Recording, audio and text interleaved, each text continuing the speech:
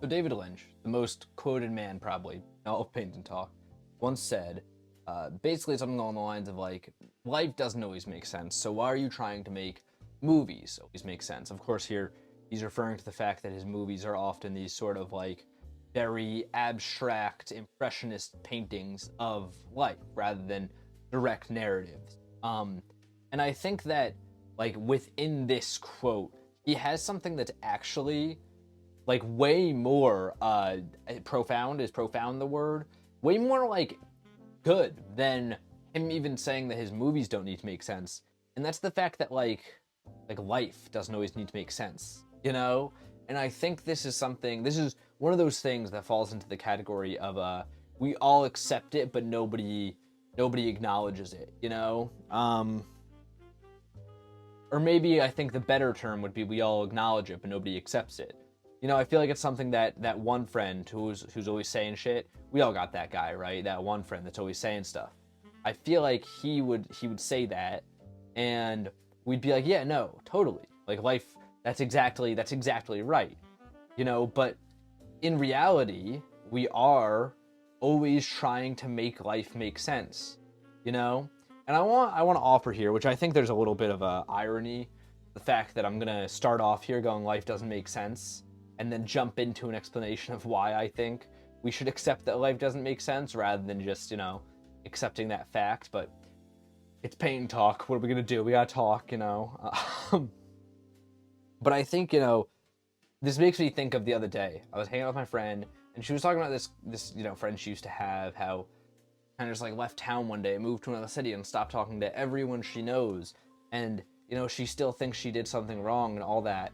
And you know, it's one of these scenarios, and I don't want to focus on her specifically, but it's one of these scenarios that I feel like we all go through, right? Where something happens, and you're just kind of sitting there like, why? You know, not even like a sad why, just like a what, like a what the fuck, you know, like a that's not right. That doesn't make sense. You know, I think that's where it often comes from. I think this happens in relationships a lot, where it's like, no, like why are you doing this? That makes no sense. That makes no sense at all. And this happened to me a lot in my life, where like somebody, like I'll be feeling something and I'll voice that, and they just sit there for an hour being like, no, why? Explain why you feel this emotion.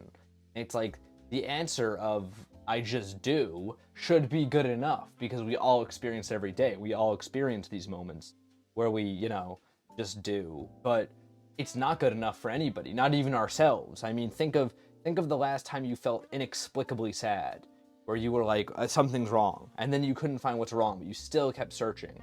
Like, the idea of us just experiencing something is never good enough for us, because we don't make sense as humans, but I feel like the entire curve of all of our lives, I was trying to make everything make sense. But back to this story, right? This she was talking about this friend, he left town, it's like he talks to nobody. Why? What happened? And you know, she was like, did I do something? Did he do something? You know, like, did he commit a crime and have to run away? One of those things. And it's like, you don't know. You know, like there is so much that goes on in a life. There is his family, there's his friends, there's his parents, there's a million little factors to his life. And it could have been any one of those things. You know, I think that's a big thing to acknowledge, that so rarely do we have the full picture of anything. I mean, like, you don't even know yourself 100%. I don't know myself 100%. I don't know myself 100%. How could I ever expect to know somebody else 100%? Maybe it's one of these things you have no idea about that makes you, you know, do something. You know, I think like, if I think of the people in my life, one of my best friends, who I know everything about him, I know where he lives, I know like his family, I've talked to them, I know his pet's name, like even him. Sometimes he does things where it's like, why is he doing that? I don't know. Maybe I just don't know. Maybe he just like has a part of his life that I'm not really that exposed to, you know? And I think like it's not so much that we're hiding things. It's more so that things don't need to be revealed all the time, you know? I think, isn't that like what privacy is for? So we can do things that make no sense. And I think like when you look at, so even like, let's say you do know, let's say like hypothetically here, that there's another scenario, another person, and she's talking about her friend leaving town and why. And in this scenario, she goes, I knew everything about him. I knew every single person he knew. I was at his house 6 days a week. You know, I knew everything he did Monday through Saturday, and he FaceTimed me all day Sunday, so I saw it all. I knew his life. Why did he leave? What went wrong here? And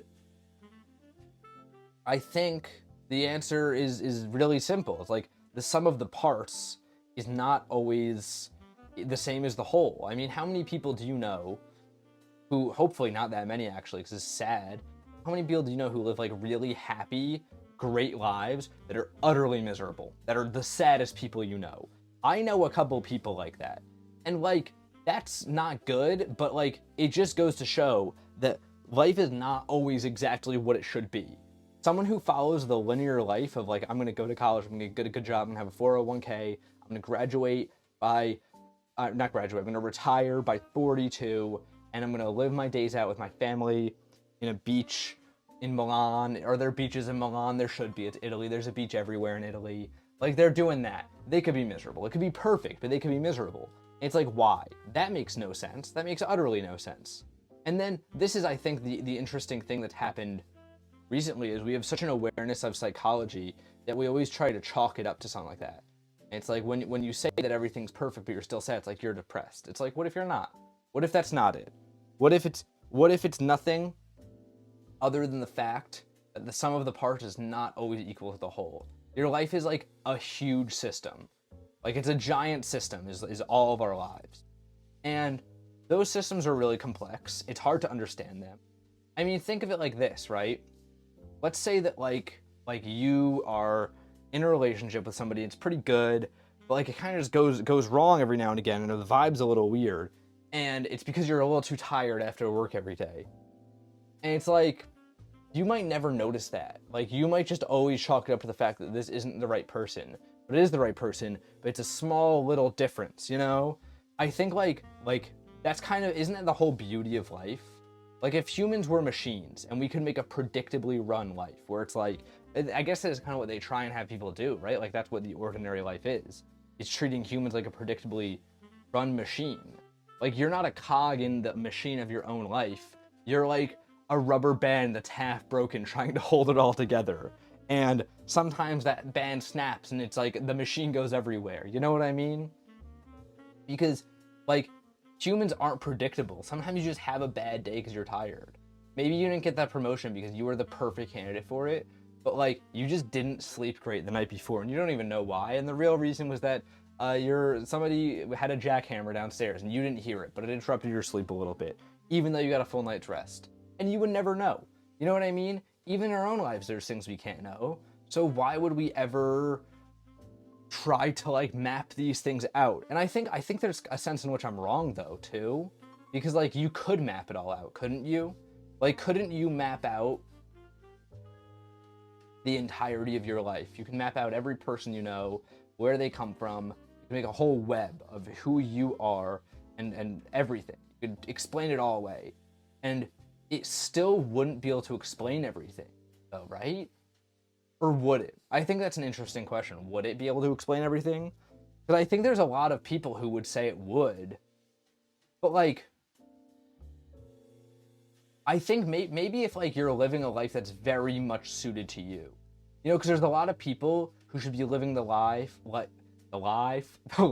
of them like waking up every day at 12 and just like laying on the floor all day and like and moving from couch to couch, but they're actually like in a suit in an office and like have a really great salary and a really great wife, but like it's not what they're supposed to be doing, so it's not perfect, right? If you were in the exact life where it's like, this is exactly who you were meant to be, you followed the right path for you, you always followed your intuition, then would it run smoothly? Then could you map it all out and predict where things are going to go? Because that would make sense, right? If you're like, if you are not so much that you're a perfect cog in a machine, but you made a machine that is perfect for the very unstable rubber band that you are, and you can now predict how the machine runs because you made it right. But I don't think there's anyone doing that though, right? Because like, I don't know, is there? Do you guys know somebody who you're like, you're living the exact life you should be living? And if so, is that person like super stable all the time? Like, does that person have it all really figured out? Because I think that to me, the people who seem like they have it all figured out are the ones who like surrender it all. You know, and I don't mean this in like a God sense. Like, I don't mean they're like I don't mean they said Jesus take the wheel. I mean as in like they were just like, no, my life is gonna be messy. My life's gonna be this chaotic mess. But like I'm just gonna live it. Like I'm just gonna love it. You know, those are the people in my life that I know who like have the best kind of thing going, where they're not, you know, you can kind of predict how they're gonna be. They're always, you know, having a pretty good time. So that's what I've noticed there. And like it seems like they're living the perfect life for them, this person I'm thinking of. But are they? Like, are they 100%? Can I know? Because I think like it is possible there's somebody living the perfect life for them. I think, isn't that self-actualization though? Isn't that just what I'm talking about here? It might be. The reason I'm thinking you can't live the life that's perfect for you, like that I'm thinking it's impossible, is because of like socioeconomic stuff. You know what I mean? Like if your perfect life might be, I'm using like the most standard examples that you'd see in the most annoying Pinterest board. But like, let's say your life is like meant to be like some artist in Paris who's, you know, like living in rundown apartments, like smoking cigarettes with their black cat on their fire escape every day. They have fire escapes in Paris. Now they have them here in New York. But do they there? I guess they still got fire in Paris, right? You can't really like avoid fire. But aren't their buildings bricks? So maybe they don't need a fire escape. I don't know. That'd be kind of messed up if their buildings were still wood, but they didn't give anyone a way to escape when that wood catches on fire. I don't know what I'm talking about right now. This just isn't relevant to anything. But okay, let's say this is the perfect life for you to live. Let's say that's the exact one. But like, you're born like poor in Milwaukee. Like the reality of like you ever being able to live that life is very small. But I guess like there's an infinite number of people, isn't there? I know there's not actually an infinite number of people. I know there's like 8 billion or like 20 million or whatever they're saying these days. But it is technically infinite in the fact that like it will never, as long as nothing ceases, we'll never stop having people, right? I don't know why I said having people instead of having babies. So like that's why I don't think you could live the exact perfect life for you. But I guess there's like somebody who might be really lucky. Either way, I still don't buy the fact that you could make your life make sense. I think your life is always going to be an abstract painting. And I think there's an irony in the fact that if you were to try and web out your entire life and make it make sense, it would look a lot like an abstract painting, wouldn't it? Like, I think that'd be the biggest, most expansive, messiest web ever. And I think you just end up making a Pollock if you were to try that. And I think that's kind of poetic because like it just goes to show your life is not always going to make sense. Sometimes you just need to, not so much like try and avoid responsibility of be like, this guy left because his family was bad to him, not because I was bad, but more so just be like, I don't know, just throw your arms up. I think that's like the most, sometimes the best thing to do. And this is something that I always think about with like philosophy too. You guys know I read a lot of philosophy, and I constantly find myself thinking like, what if you just don't answer? Like, what if the answer to the conversation isn't so much to you know, philosophize and come up with the best answer, but what if the answer is just sometimes to go, no, I'm good. Like, I don't need, you know, I'm just not going to answer that. I'm just going to let that one be float out there. I don't need to know that. Because we don't need to know everything. But I think that's like the kind of inherent contradiction with us as humans, right? Like, we don't need to know everything, but we want to know everything.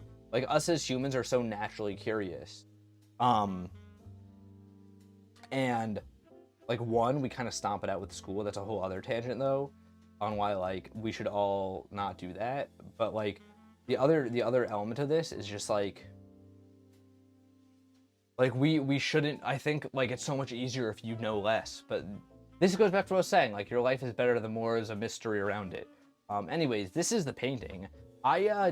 So I started with the direction of I wanted to do the about face that I did I want to say it was somewhere in the 50s. It was like the red face of just like taking up the whole canvas. And I want to try and do it again in blue because I've been looking at that. It was drying in my shelf for a little while, and I was looking at it, and I was like, it'd be really cool if you filled in around the dark red with a lighter red to make a face, like make a more colored in face.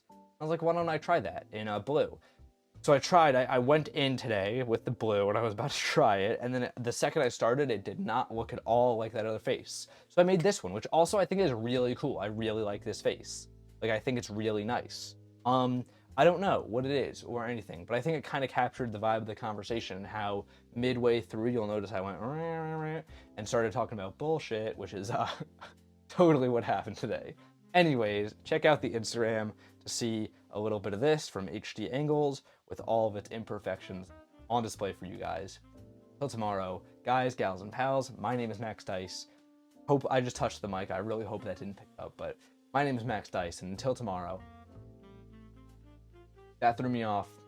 Nope, the mic threw me off. Nope.